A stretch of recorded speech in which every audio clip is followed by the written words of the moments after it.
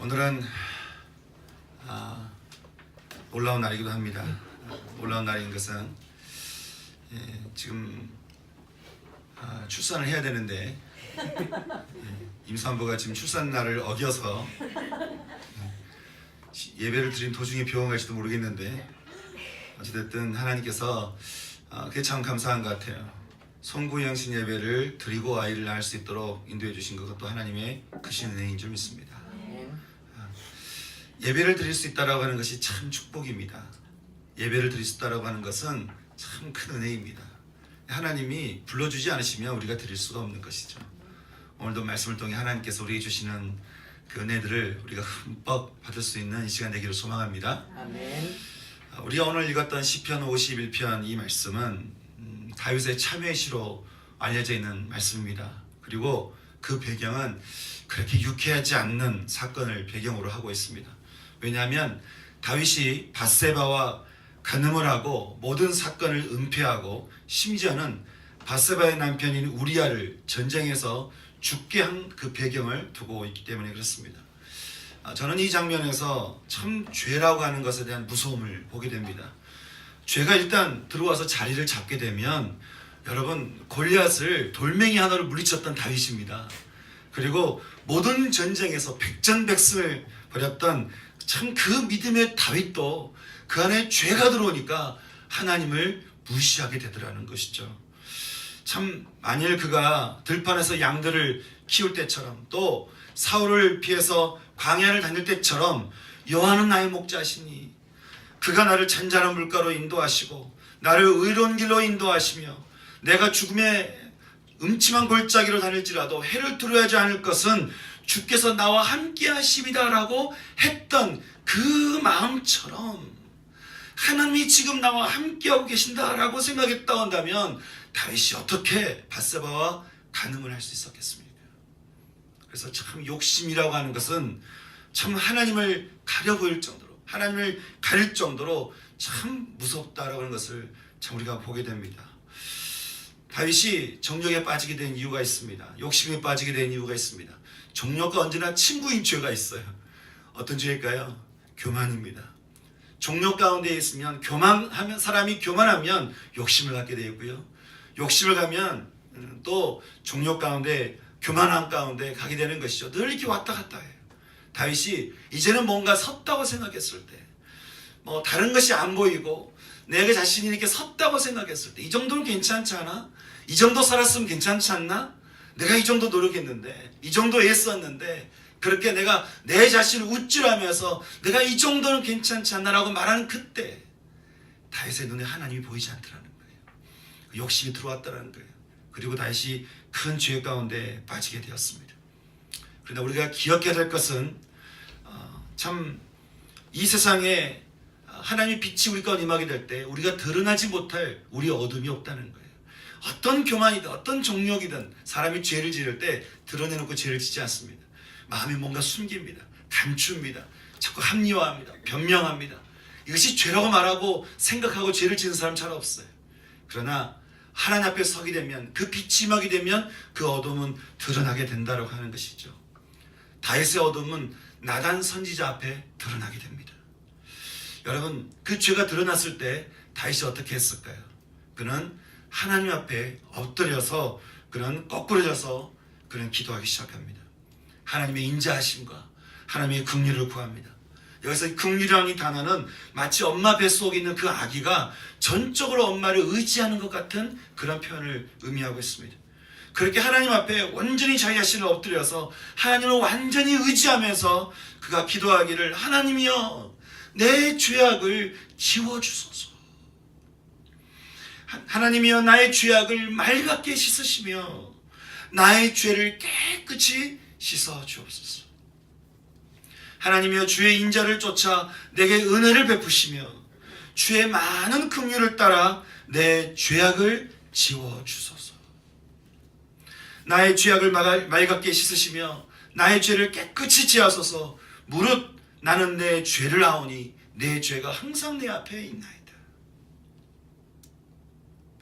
사람이 자신의 어둠이 드러나면 대부분 그것을 숨기거나 합리화하거나 또 이것을 두고 이건 이럴 수밖에 없었고 저럴 수밖에 없었고 우리는 참 변명하기 쉽습니다. 아니면 자신의 이성으로 모든 것을 판단하는 것이죠. 그래서 내 생각이 맞다라고, 그럴 수밖에 없었던 거라고 그렇게 우리는 생각하기가 참 쉽습니다. 하지만 여러분, 죄가 무엇입니까? 어떤 행위가 죄입니까? 그렇지 않죠. 죄의 정의는 하나님이 주인 되지 않으면 죄입니다. 그것이 내 생각이든 내 판단이든 내가 아무리 옳다고 생각했던 그 어떤 것이라 할지라도 거기 생각의 주인이 하나님이 아니면 그건 죄라는 거예요. 죄를 우리가 변명하게 되면 우리는 계속해서 동일한 죄에 빠지기 쉽습니다. 죄를 합리화하면 더 큰 죄를 빠지게 되는 문을 열게 되는 것이에요. 죄에 대해서 단호하지 않는 한 사단도 단호하게 우리를 떠나지 않는 것입니다. 똥이 있으면 계속 똥냄새가 나기 마련인 거예요. 다윗은 자신에게 드러난 죄악에 대해서 어떤 변명도 하지 않았습니다. 여러분, 이게 쉬울 것 같지만요, 그는 한나라의 왕이었습니다. 그리고 지적질 당하는 그 자리에는 혼자만 있는 게 아니었습니다. 보는 모든 이들 앞에 부끄러움 당하는 그런 상황이었습니다. 얼마든지 왕은 큰 소리 칠 수도 있었고, 얼마든지 다른 왕들처럼 선지자를 쫓아내거나 아니면 죽이거나 포박하거나 그럴 수 있었어요. 그러나 그는 자신 앞에 드러난 그 어둠에 대해서 그는 이렇게 고백합니다. 현대인의 성경을 보자면 이렇게 이야기하고 있습니다. 3절에 하나님, 저는 저의 잘못을 인정합니다. 저는 저의 잘못을 인정합니다. 항상 제가 저의 죄를 의식하고 있습니다. 저의 죄는 오직 하나님을 향하고 있습니다. 내가 주의 목전에 악을 행하였습니다. 주께서 이 모든 것을 보셨으니 주의 말씀은 옳고 주의 심판은 정당합니다. 하나님, 저는 태어날 때부터 죄인이었으며 우리 어머니가 나를 뵌 순간부터 저에게는 죄성이 있었습니다. 하나님, 우슬초로 나를 깨끗이 정결케 하여 주소서. 내가 깨끗하게 될 것입니다. 나를 씻겨주십시오. 내가 눈보다 희게 될 것입니다. 저를 용서하셔서 내가 즐겁고 기쁜 소리를 듣게 하여 주옵소서. 하나님, 저를 용서하시면 내가 기쁨을 되찾을 것입니다. 내 죄에서 주의 얼굴을 가리시고 돌리시고 나의 모든 죄를 씻어 주소서. 철저히 주님 앞에 엎드려서 회개하고 있는 다윗의 모습을 우리가 보게 됩니다. 오늘 우리는 2017년도 마지막 날에 우리가 이 말씀을 함께 나누는 것은 우리가 이 말씀을 통해 새해를 맞이하고자 하는 그 이유가 있는 것이에요. 여러분, 인간이라고 하는 것은 회개를 통해서만 우리는 새롭게 될 수가 있습니다. 회개가 있지 않고는 우리는 새로운 존재가 될 수 없다고 하는 것이죠. 뭔가 깨닫고 뭔가 즐기고 뭔가 경험하고 뭐 했다는 것을 본다고 해서 우리가 새롭게 되는 게 아니에요. 온전히 우리 가운데 회개라는 게 일어나지 않으면 우리는 새로운 사람이 될 수가 없는 거예요. 우리 가운데 회개의 역사가 일어나지 않으면 새로운 것을 우리가 경험할 수가 없다라고 하는 것이죠. 이것은요, 성경의 모든 역사가 우리에게 그것을 이야기를 해주고 있습니다. 저는 지난 주간에 오카노 목사님 영화를 보면서 목사님 설교를 듣는데 참 공감이 되는 이야기를 제가 들었습니다. 늘 생각했던 부분이기도 했지만 한국교회 역사를 보면 여러 가지 부흥의 역사들이 있었다는 거예요. 1907년 평양 장대성 교회에서 일어났던 큰 부흥이 바로 그것입니다. 그때 각지에서 얼마나 많은 사람들이 어깨에다가 쌀을 이고 뭐 어깨에 먹을 것을 두고 다 몰려왔는지 모릅니다. 지금처럼 이렇게 저녁 집회 끝나고 뭐 차량으로 이동을 해주고 뭐 이런 일이 없는 것이죠. 집회 끝날 때까지 머물렀다가 끝나고 나면 그냥 교회에서 그냥 거기서 자고 먹고 또 다음날 아침에 찬양 소리에 깨고 이게 그냥 그때의 집회였어요. 그냥 일어나서 찬양하고 말씀 듣고 기도하고 그게 온종일 그게 3일이든 일주일이든 계속 드렸던 예배였어요. 근데 그때 얼마나 놀라운 일들이 일어났는지 몇 천명밖에 되지 않았던 그 당시 한국 교회가 갑자기 기독교 인구들이 30만 명 가까이 늘어나기 시작한 거예요. 여러분, 그때 그 부흥의 핵심 키워드는 회개였습니다. 어딜 가나 회개했고 어딜 가나 자신의 죄를 드러내기에 바빴고 어딜 가나 겸손히 자신을 드러내놓고 통곡하는 사람들이 여기저기에 깔려있던 것이 당시의 모습이었습니다. 근데 이 부흥이요, 얼마 뒤에 또 몇 번 이렇게 터지게 되는데, 이게 30만 명, 40만 명 되던 기독교 인구가 어느덧 800만 명, 무슨 1000만 명 정도 된다고 하는 그 정도까지 이렇게 갑작스럽게 늘어나기 시작한 거예요. 그런데 이때 교회로 몰려 들어오게 되었던 키워드는 여러분 뭐였겠습니까? 복이었습니다. 축복, 또 형통, 이런 것들, 이 복이란 단어, 이 복을 받기 위해 사람들이 몰려들었다고 하는 것이, 다시 말해서 교회 가면 복 받는다는 거예요. 교회 가면, 내가 교회 다니면 형통할 수 있다는 거예요. 이것 때문에 다들 몰려오기 시작했다고 하는 것이죠. 그래서 모든 교회들이 그냥 복 계속해서 축복에 대한 이야기를 하는 거예요. 회개는 사라지고 겸손의 눈물도 사라지고 죄에 대해서 자복하고 통회하고 죄 앞에 내가 그냥 거꾸러지는 그런 모습들이 있는 것이 아니라 계속해서 변명하고 계속해서 내가 진리에 대해서 반항하고, 이런 모습들이 교회 안에 계속 일어나는 것이죠. 오로지 성도들의 기도 제목은 복이었다는 거예요. 형통했다는 거예요. 그래서 그 결과가 어떻게 됐겠습니까? 예전에 회개하며 통회했던 기독교는 목숨을 내놓고 나라를 살리며 이 땅을 소망 가운데로 견인했다고 한다면, 지금 복, 이런 축복, 형통을 외치는 기독교는 딱 자기밖에 모르는. 왜요? 교회에서 내가 교회 오는 이유가 뭐예요? 복받기 위해서요. 축복받기 위해서요. 형통하기 위해서요. 나예요, 나. 나 때문에 오는 거예요. 하나님 때문에 오는 게 아니에요. 하나님을 예배하고 하나님을 찬양하고 하나님을 주인된 삶을 살려고 오는 게 아니에요. 그렇기 때문에 교회를 다니면 다닐수록, 신앙을 가지면 가질수록 어떻게 해요? 더 이기적이 되는 거예요. 더 이기적인 사람만 되는 거예요. 여러분, 1907년에 사셨던 분들이 그렇게 회개할 거리가 많았던 한다면, 여러분 지금 우리들보다 더 많을까요? 우리들이 보고 듣고 말하는 것보다 그분들이 더 할까요? 물론 당시 지주들이 보여준 악행은 말할 것도 없지만, 집에서 말 한마디 못하고 자녀들을 키우셨던 엄마들이 무슨 죄를 그렇게 많이 지었겠습니까? 말없이 맞아 죽어가며 일만 하는 노비들이 우리보다 죄를 지면 뭐 얼마나 지었겠어요.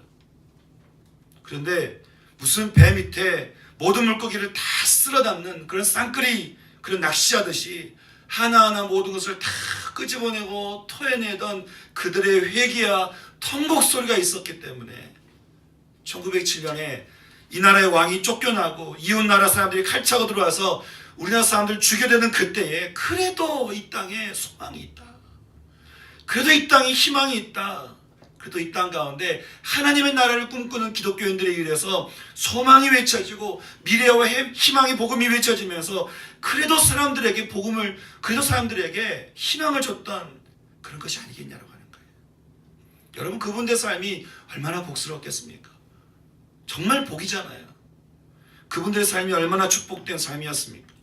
한 번 사는 인생에 그분들의 흔적들이 얼마나 귀합니까? 그분들이 복을 외쳤습니까? 형통을 외쳤습니까? 아니요. 그들은 회개를 외쳤습니다. 통회하고 자백하고 눈물 콧물 빼가면서 자신의 모든 죄를 다 끄집어내고 정말 하나님 앞에 깨끗한 사람이 되고 싶은 그들의 마음이 너무나 간절한 거예요. 그랬더니 그분들의 삶의 열매가 뭐였죠? 복이었어요. 복이었어요. 이 나라의 형통이었습니다. 이 민족의 축복이었습니다. 그리고 우리가 지금 그것을 누리고 있잖아요. 그런데 여러분, 우리들의 인생은 어떻습니까? 우리는 하나님을 만나면서 날마다 우리는 지금 새로워지고 있습니까? 신앙생활을 하면서 하나님께 예배드리면 예배드릴수록, 말씀 가운데 있을수록 우리 날마다 지금 새로워지고 있습니까? 아니, 우리는 얼마나 하나님 앞에 정말 죄에 대해서 자복하고 우리가 통회하며 회개하며 하나님 앞에 이렇게 엎드리고 우리가 있을까요? 우리가 무슨 수련회를 하든지 뭔가를 해야만, 어떤 집회가 있어야만 우리가 회개합니까? 우리의 삶에서, 우리의 방에서, 우리가 있는 거처에서 우리가 그게 안 될까요? 우리는 얼마나 그러고 있을까요? 우리는 이 다음 세대에게 어떤 희망을 전해주고 있을까요? 어떤 사람들이 우리가 무슨 그렇게 죄를 많이 지었어요 라고 말할지 모르겠습니다. 여러분, 로마 교회에 보낸 바울의 편지에는 이런 글이 담겨져 있습니다. 하나님께서 부끄러운 욕심대로 상실한 마음대로 내버려두는 사람들이 있대요. 어떤 사람들일까요? 정욕이 불타는 사람들, 부정을 저지르고 추악하며 욕심이 있고 악한 생각을 하며 시기하고 마음에서 살인하며 사람들하고 다투고 사기를 치고 악한 의도를 가지고 누군가에 대해서 수근수근거리며 어떤 누군가를 헐뜯고 사람들에게 건방지며 사람들에게 교만하고 자기 자랑을 즐겨하며 악한 일을 꾸미고 부모에게 불순종하고 진리에게 무지하고 의리가 없고 인정도 없고 자비가 없는 이런 삶을 사는 사람들은 이런 게 사형에 해당된다라고 하나님께서 정하심을 알면서도 자기도 할 뿐 아니라 남이 그런 일을 행하는 것에 대해서 옳다고 오히려 두둔하기까지 한다는 거예요. 하나님께서 말씀하신 이 모든 그 죄들에 대해서 성경은 말하기를 그것은 죽음에 해당하는 죄라는 것이죠. 여러분, 만약에 하나님이 빛 가운데 우리 가운데 오셔서 우리의 모든 악함을 다 들춰내신다면, 우리의 모든 어둠들을 다 들춰내신다면, 그것도 여기 있는 모든 사람들 앞에서 각자의 죄가 여기서 다 들춰내신다면 여러분 어떨 것 같습니까? 부끄럽지 않겠어요? 근데 분명한 건 여러분, 우리가 언젠가 하나님 앞에 가게 되는 어느 날에는 로마서 14장 11절 말씀처럼 주님이 말씀하신 것처럼 모든 사람이 내 앞에 무릎을 꿇을 것이며 그때 모든 사람의 혀가 하나님 앞에 자백하게 된다는 거예요. 우리가 감추고 변명하며 숨겨놓은, 그래서 이제는 좀 괜찮은 것 같은 그런 죄들이 분명히 죽음으로 이르는 죄라고 우리의 혀가 막 자백하게 되는 날이 온다라고 하는 것입니다. 여러분, 그때 우리 혀가 무슨 말을 할까요? 만약에 우리가 이 땅에서 자백하지 않고 고백하지 않고 통회하지 않고 회개하지 않고 더 이상 갈 길 없는 그 막다른 길 앞에서 하나님 앞에서 내가 고백하지 않는 죄가 막 드러나게 된다면 여러분 어떨까요? 여러분, 다 그 하나님 앞에 내가 자백하지 않았던, 통회하지 않았던 내 죄가 내 혀에서 막 나오게 된다면 어떻게 될 것 같습니까? 여러분, 두렵지 않을까요? 저는 두려운 거예요. 저는 그럴까 봐 두려워요. 내가 통회하지 않고 회개하지 않고 하나님 앞에 서서 내 혀가 막 이야기할까 봐. 다윗은 하나님 앞에 자신의 모든 죄를 인정하면서 자백하며 자비를 구하며 기도합니다. 그냥 의식적으로 기도하는 게 아니에요. 하나님이 원하시는 제사는 상한 심령이며 상하고 통회하는 마음이란 것을 너무나 잘 알았기 때문이었습니다. 그는 통회하기 시작했고 상한 심령으로 하나님 앞에 머리를 조아리며 용서를 구하기 시작했습니다. 하나님이시여, 나의 구원의 하나님이시여, 사람을 죽인 죄에서 나를 구원하소서. 하나님이시여, 나의 하나님이시여, 추악함과 욕심과 악한 생각을 품는 죄에서 나를 구원하소서. 하나님이시여, 나의 구원의 하나님이시여, 시기하고 수근거리며 헐뜯고 건방지며 교만하는 저의 죄에서 저를 구원하소서. 우리가 또 이렇게 기도드리지 않겠습니까? 하나님이여, 나의 구원의 하나님이시여, 의리도 없고 인정도 없으며 자비도 없는 저의 죄에서 저를 구원하여 주옵소서. 사랑하는 여러분, 저는 오늘 2017년도가 끝나가는 오늘 이 시간에 여러분 마음속에 숨겨져 있고 인이 박혀 있고 끈으로 묶여 있고 그렇게 박혀지는 그 모든 죄들을 구원의 하나님 앞에 다 풀어놓으시고 그 죄에서 나를 구원해 주시도록 하나님 앞에 회개하며 나갈 수 있는 이 시간 되기를 소망합니다. 마태복음 8장에서 도저히 나을 수 없는 불치병을 가진 나병 환자가 예수님을 찾아와서 이렇게 말합니다. 주여, 주님께서 원하시면 저를 깨끗하게 할 수 있습니다. 그때 주님이 어떻게 말씀하셨죠? 내가 원한다. 네가 원한 게 아니라 내가 원한다. 내가 원하노니 깨끗함을 받으라 하시니 즉시 그의 나병이 깨끗하여진지라. 나이든 노사도 요한은 이렇게 말합니다. 만일 우리가 우리의 죄를 자백하면, 그냥 고백이 아니에요. 그냥 후회가 아니에요.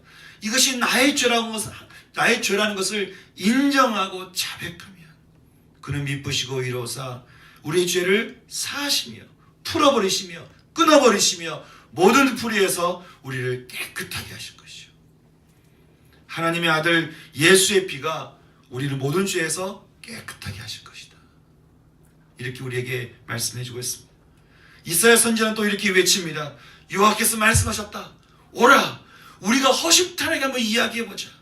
너희의 죄가 주홍같이 붉을지라도 눈과 같이 희게 될 것이며 진홍같이 붉을지라도 양털처럼 희게 될 것이다.